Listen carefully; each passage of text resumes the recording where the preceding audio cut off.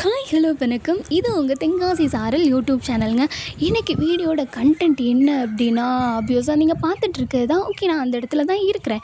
Okay, எங்கள் ஏரியாவில் major resource for earning அப்படின்னு சொன்னோம் அப்படின்னா இந்த பாம் ட்ரீ தாங்க. இந்த பாம் ட்ரீயில் இருந்து தான் எங்களோட மேஜர் ரிசோர்ஸாக இருக்குது. ஏன்னா இந்த பனைமரத்தில் தான் ஏறுவாங்க.